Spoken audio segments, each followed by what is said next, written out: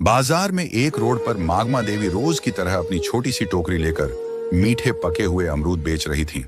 उनकी दो बेटियां थीं, दोनों ही हीरे की तरह पली बड़ी थीं। बड़ी बेटी नंदनी सिंह देश की सरहद पर फौज में अफसर थी। छोटी सावित्री सिंह इसी शहर की डिस्ट्रिक्ट मजिस्ट्रेट यानी डीएम थी।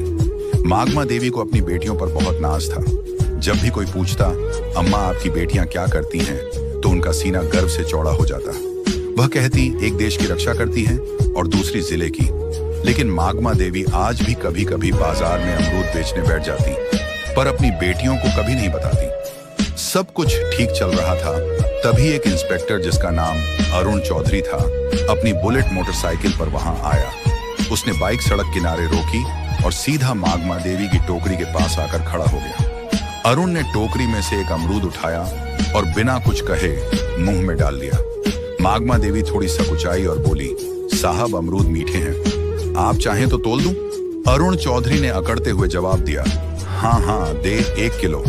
मागमा देवी ने कांपते हाथों से अमरूद तोलकर पॉलिथीन में दे दिए। अरुण ने पैकेट लिया, फिर से एक अमरूद निकाला और सामने ही काट कर खाने लगा।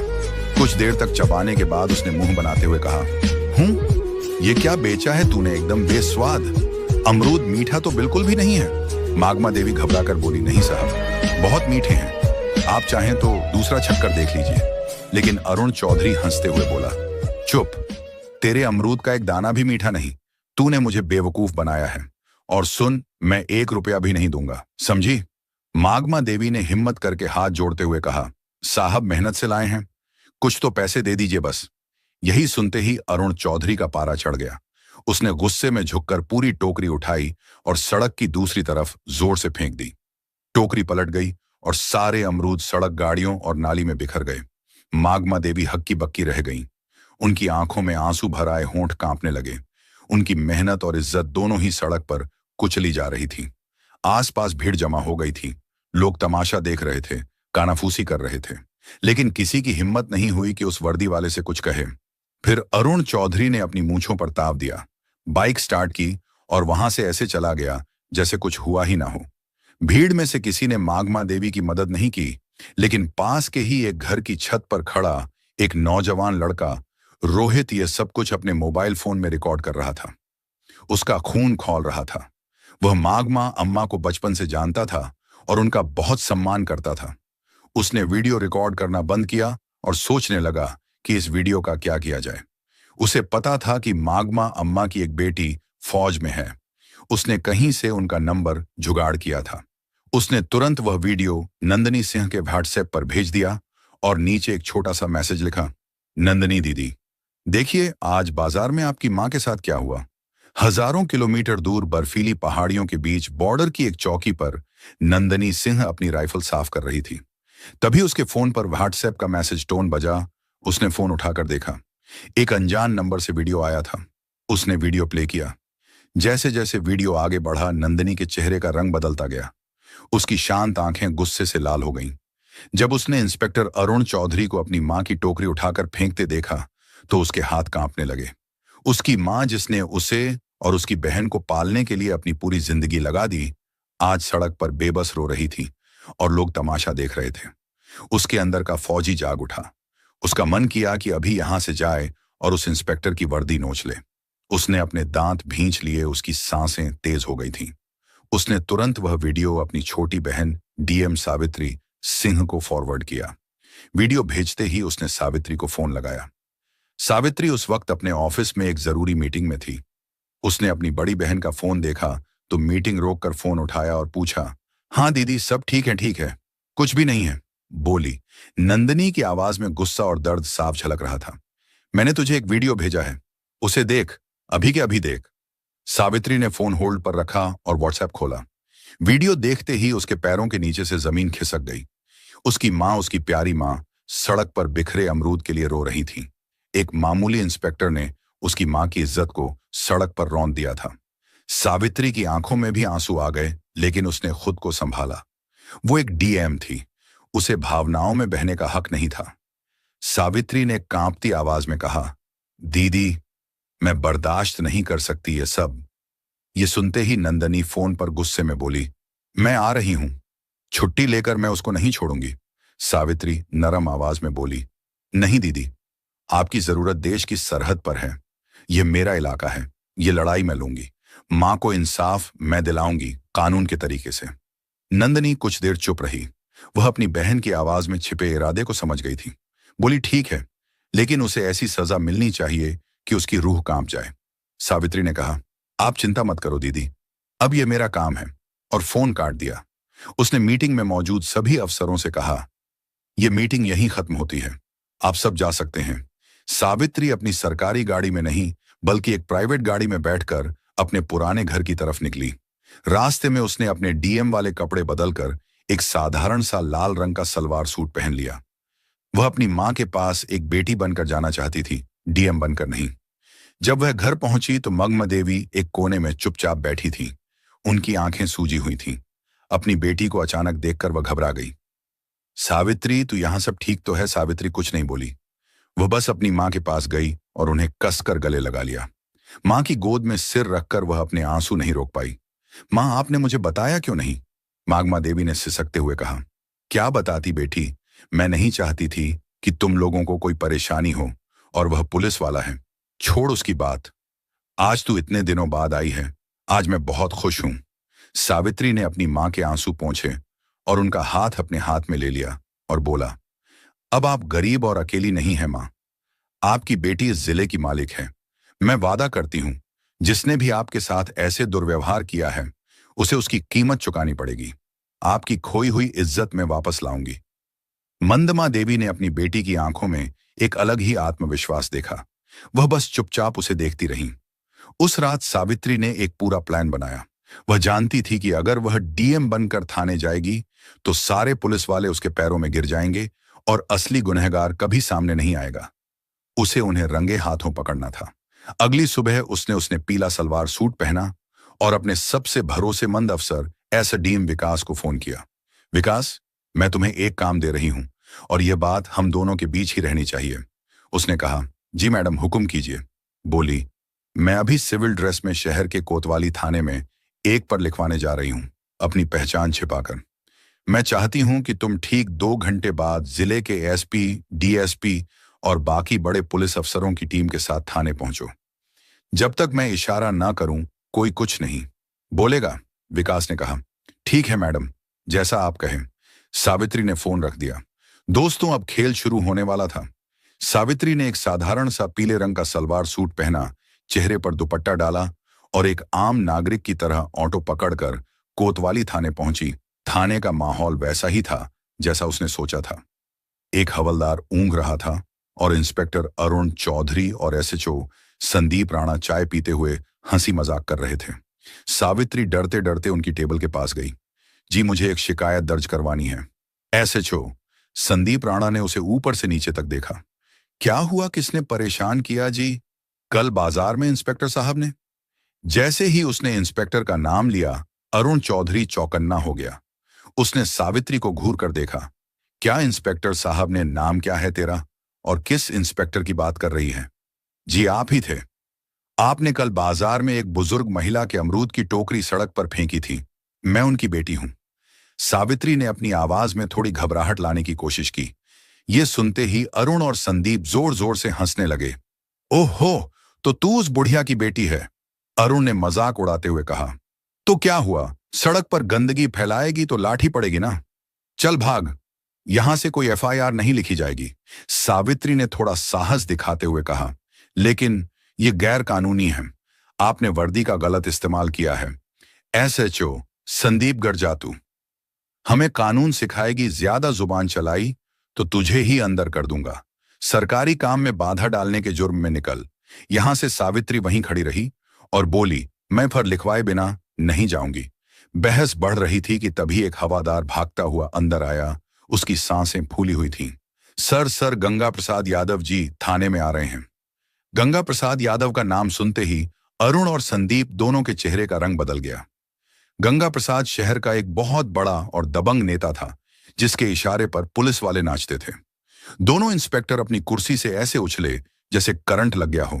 अरे जल्दी करो, गेट खोलो, संदीप ने हवलदार को डांटा और दोनों भागकर गेट की तरफ गए, जैसे कोई बहुत बड़ा साहब आ रहा हो। एक सफेद सफारी गाड़ी थाने के अंदर आकर रुकी। उसमें से सफेद कुर्ता पायजामा पहने गंगा प्रसाद यादव उतरा। अंदर आते ही उसने अपने मजाकिया अंदाज में कहा, क्या हाल है चौधरी? काम धाम अच्छा चल रहा है ना? कोई मुर्गा उर्गा फंसाया कि नहीं? आज अरुण और संदीप हाथ जोड़कर मुस्कुराने लगे। अरे साहब, आपकी कृपा है, आइए बैठिए। लेकिन तभी गंगा प्रसाद की नजर कोने में खड़ी सावित्री स्त्री पर पड़ी। सावित्री को देखते ही उसके चेहरे की हंसी गायब हो गई। उसके माथे पर पसीना आ गया और उसके होश उड़ गए। वह जिस लड़की को एक आम लड़की समझ रहा था, उसे पहचानते ही उसकी सिट्टी पिट्टी गुम हो गई। वह तेजी से आगे बढ़ा और सावित्री के सामने जाकर हाथ जोड़कर खड़ा हो गया। उसका सिर झुका हुआ था। नमस्ते मैडम, आप यहां इस वक्त मुझे फोन कर लिया होता, मैं हाजिर हो जाता। उसकी आवाज में हकलाहट साफ थी। इंस्पेक्टर अरुण और एसएचओ संदीप हैरान रह गए। उनकी आंखें फटी की फटी रह गईं। यह हो क्या रहा है? यह तो उस बुढ़िया की बेटी है गंगा प्रसाद जी। इसके सामने हाथ क्यों जोड़े खड़े हैं? जिस गंगा प्रसाद यादव के सामने पूरा झेला झुकता है, वह इस साधारण सी दिखने वाली लड़की के सामने हाथ जोड़े क्यों खड़ा है? यह लड़की है कौन? अरुण ने धीरे से संदीप से पूछा। यह क्या हो रहा है? संदीप ने भी घबराहट में सिर हिला दिया। इससे पहले कि वे कुछ समझ पाते, थाने के बाहर गाड़ियों के रुकने की आवाज आई। एक के बाद एक लाल बत्ती वाली गाड़ियां थाने के सामने आकर रुकी। गाड़ियों से डीएसपी, एसडीएम और जिले के कई बड़े आईएएस एंड आईपीएस अफसर उतरे और तेजी से थाने के अंदर आए। वे सब आकर चुपचाप सावित्री के पीछे लाइन बनाकर खड़े हो गए, जैसे अपने सीनियर को रिपोर्ट कर रहे हों। अब थाने में सन्नाटा था।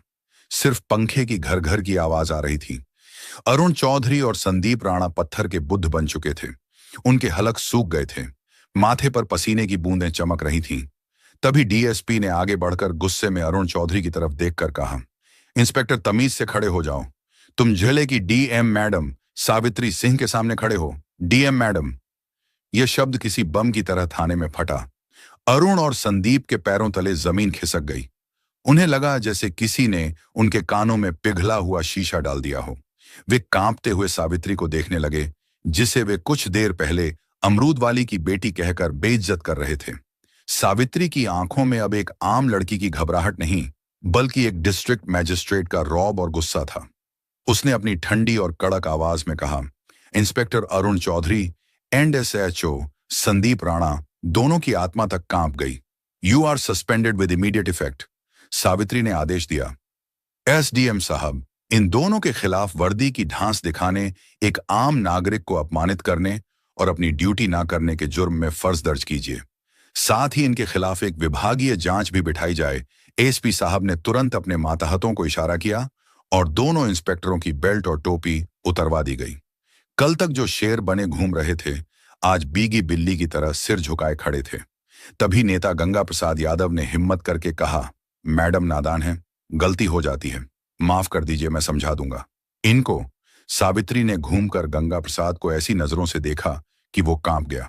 नेताजी, यह नादान नहीं, सरकारी वर्दी में छुपे गुंडे हैं, और जहां तक समझाने की बात है तो अब इन्हें कानून समझाएगा। और बेहतर होगा कि आप इस मामले से दूर रहें, वरना जांच की आंच आप तक भी पहुंच सकती है।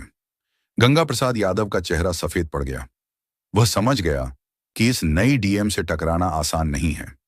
वह चुपचाप सिर झुकाकर वहां से खिसक गया, लेकिन उसकी आंखों में एक अजीब सी नफरत और गुस्सा था जो सावित्री ने पढ़ लिया था।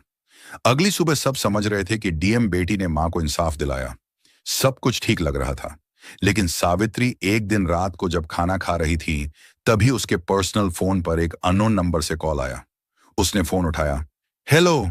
दूसरी तरफ से कोई कुछ नहीं बोला, बस एक भारी सांस लेने की आवाज आई। फिर एक बदली हुई मशीनी आवाज में कोई बोला, डीएम साहिबा शहर में नहीं हो, ज्यादा उड़ने की कोशिश मत करो।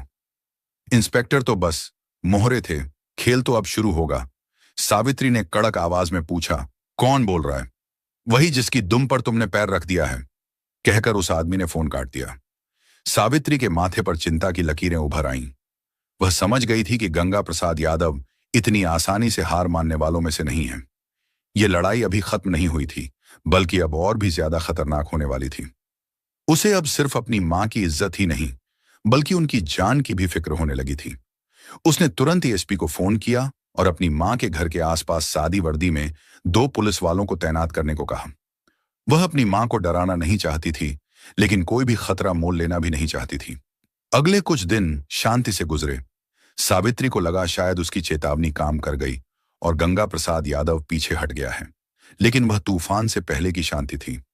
एक सुबह जब मागमा देवी बाजार में अपने अमरूद की टोकरी लगाकर बैठी ही थी कि अचानक पुलिस की 3 गाड़ियां वहां आकर रुकी। उनमें से एक नया इंस्पेक्टर उतरा, जिसे सावित्री नहीं जानती थी। उसने मागमा देवी की टोकरी की तरफ इशारा करते हुए कहा, हमें सूचना मिली है कि इन अमरूदों की आड़ में नशीले पदार्थों की तस्करी हो रही है। तलाशी लो। इससे पहले कि कोई कुछ समझ पाता, एक सिपाही ने अमरूदों के नीचे से भूरे रंग के नशीले पदार्थ निकाले और चिल्लाया, सर मिल गया। नशीला पदार्थ बाजार में हड़कंप मच गया। लोग कानाफूसी करने लगे। देखो, डीएम की मां नशीले पदार्थ बेचती है। मागमा देवी सन रह गई। वह रोते हुए बोली, नहीं साहब, यह मेरा नहीं है। किसी ने मुझे फंसाया है। लेकिन किसी ने उनकी एक न सुनी। पुलिस उन्हें जबरदस्ती जीप में बिठा कर ले गई। यह खबर आग की तरह पूरे शहर में फैल गई। न्यूज चैनलों पर ब्रेकिंग न्यूज चलने लगी। डीएम सावित्री सिंह की मां नशीले पदार्थ के आरोप में गिरफ्तार। यह गंगा प्रसाद यादव का मास्टर स्ट्रोक था। उसने सावित्री पर सीधा हमला नहीं किया, बल्कि उसकी सबसे बड़ी ताकत और सबसे बड़ी कमजोरी, उसकी मां पर वार किया था। अब सावित्री एक अजीब दुविधा में फंस गई थी। अगर वह अपनी शक्ति का इस्तेमाल करके मां को छुड़ाती तो उस पर पद का दुरुपयोग करने का आरोप लगता, और अगर वह चुप रहती तो उसकी बेगुनाह मां जेल में सड़ती।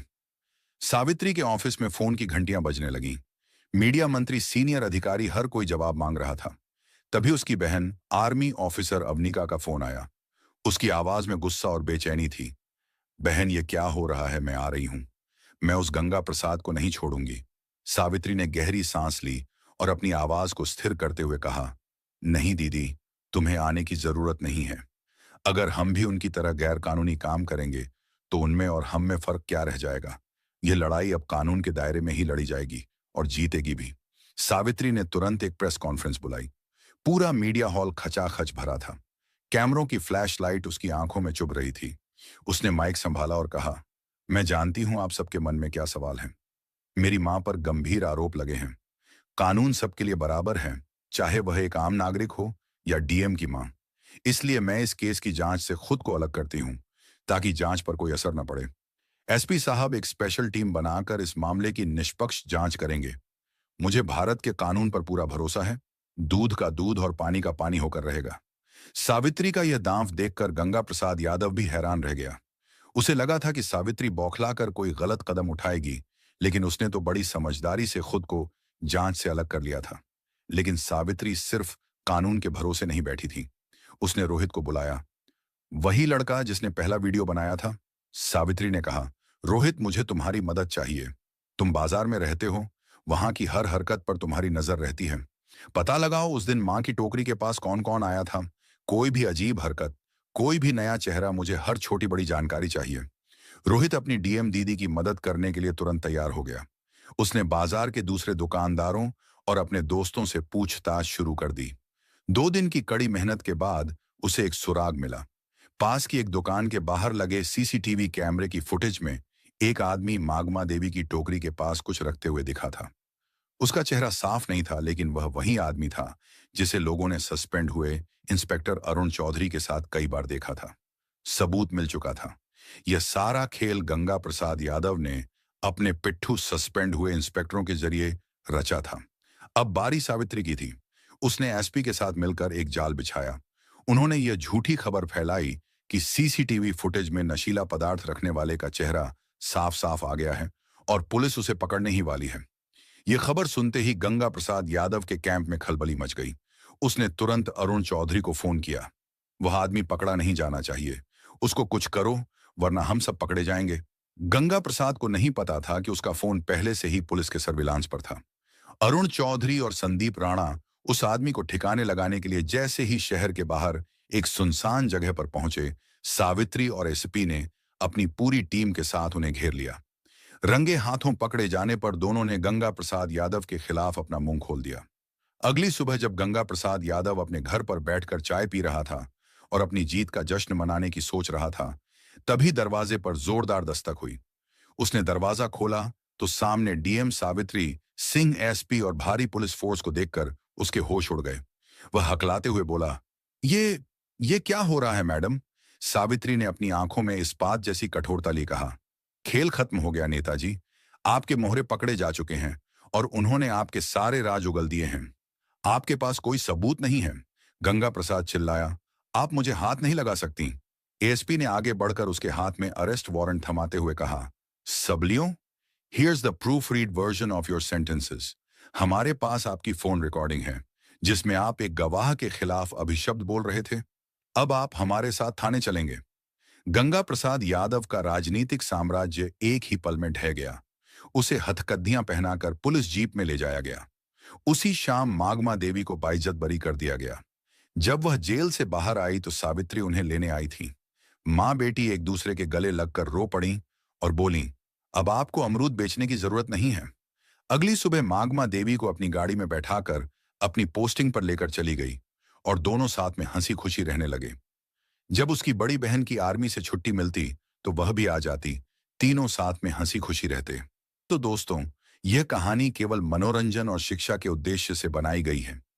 इसमें दिखाए गए सभी पात्र, घटनाएं और संवाद काल्पनिक हैं। किसी भी वास्तविक व्यक्ति सुबह की हल्की धूप में पीली सलवार सूट पहने एक साधारण सी महिला बाजार की ओर बढ़ रही थी। कोई नहीं जानता था कि यह आम दिखने वाली महिला दरअसल जिले की डीएम ज्योति मौर्य है। जो ज्योति मौर्य ने जानबूझकर ऐसा रूप लिया था ताकि कोई उन्हें पहचान ना सके। वह अपनी पुरानी यादों में खोई हुई थी और अचानक सोचा कि क्यों ना आज पुराने दिनों की तरह सड़क किनारे वाले ठेले से अंडे खाए जाएं। थोड़ा आगे बढ़ते ही उनकी नजर सड़क के किनारे एक छोटे से ठेले पर पड़ी। वहां करीब 50 साल के दुबले पतले बुजुर्ग महिला अंडे बेच रही थी। ज्योति मौर्य, जो अब उस इलाके की डीएम थी, धीरे धीरे चलते हुए ठेले के पास पहुंची और मुस्कुराकर बोली, दादी 3 ऑमलेट बना दीजिए। बुजुर्ग महिला ने तुरंत मुस्कुराते हुए तवे पर तेल डाला, अंडा तोड़ा और झटपट फूला फूला गर्मा गर्म ऑमलेट बनाकर प्लेट में परोसा। जैसे ही ज्योति मौर्य ने पहला कौर लिया, उनके चेहरे पर सुकून और खुशी झलक उठी। बचपन से ही उन्हें अंडों का बहुत शौक था और आज सड़क किनारे का वही साधारण सा ऑमलेट उन्हें पुराने दिनों की यादों में ले गया। लेकिन ड्यूटी और व्यस्त जिंदगी की वजह से उन्हें ऐसा मौका बहुत कम मिलता था। वो चुपचाप ऑमलेट के स्वाद का मजा ले ही रही थीं कि तभी अचानक वहां एक इंस्पेक्टर एक सिपाहियों के साथ आया और वह ठेले के पास रुककर जोर से चिल्लाया, अरे ओ बूढ़ी औरत, जल्दी से पैसे निकाल। अचानक आवाज सुनकर अंडे बेच रही 50 साल की महिला घबरा गई। उसके हाथ कांपने लगे। वह घबराई हुई बोली, साहब, अभी तो दिन की शुरुआत है। अभी तक मैंने कुछ कमाया भी नहीं। ग्राहक भी बस अभी आए हैं। शाम को आ जाइए, तब दे दूंगी। अभी सच में पैसे नहीं हैं। यह सुनते ही इंस्पेक्टर आग बबूला हो गया। उसने बिना कुछ सोचे समझे उस महिला के गाल पर जोरदार थप्पड़ जड़ दिया। यह नजारा देखकर डीएम ज्योति मौर्य का खून खौल उठा। उन्होंने तुरंत आगे बढ़कर सख्त आवाज में कहा, रुकिए इंस्पेक्टर साहब, आप इनसे किस बात के पैसे मांग रहे हैं और क्यों? किस हक से आपने इन्हें थप्पड़ मारा? आपको कोई अधिकार नहीं है किसी गरीब मेहनतकश महिला के साथ ऐसा व्यवहार करने का। इंस्पेक्टर मोहित ने घूरते हुए ज्योति से कहा, तुम कौन होती हो बीच में बोलने वाली? तुम बीच में मत पड़ो। तुम्हें पता भी है बात क्या है। ज्यादा बोलेगी तो अभी यहीं गिरफ्तार कर लूंगा। चुपचाप खड़ी रहो। ज्योति ने गुस्से में आंखें तरेड़ते हुए जवाब दिया, देखिए, आप जो कर रहे हैं वह बिल्कुल गलत है। कहीं भी कानून में नहीं लिखा है कि आप गरीबों से वसूली करें। आप इस महिला पर जुल्म कर रहे हैं और इसका अंजाम आपको भुगतना पड़ेगा। सुधर जाइए। यह सुनते ही इंस्पेक्टर मोहित आग बबूला हो गया। उसने बुरी तरह अपना आपा खो दिया और ज्योति के गाल पर एक जोरदार थप्पड़ जड़ दिया। थप्पड़ इतना तेज था कि ज्योति थोड़ा लड़खड़ा गई, लेकिन तुरंत खुद को संभाल लिया। उनकी आंखों में अब गुस्से की ज्वाला थी। उसने चिल्लाते हुए बोला, आपने मुझ पर हाथ उठाया है, अब मैं आप पर एफआईआर दर्ज करवाऊंगी। इंस्पेक्टर मोहित सिंह हंस पड़ा और धमकी भरे लहजे में बोला, एफआईआर? तुझे समझ नहीं आया? अगर ज्यादा बोली तो इतना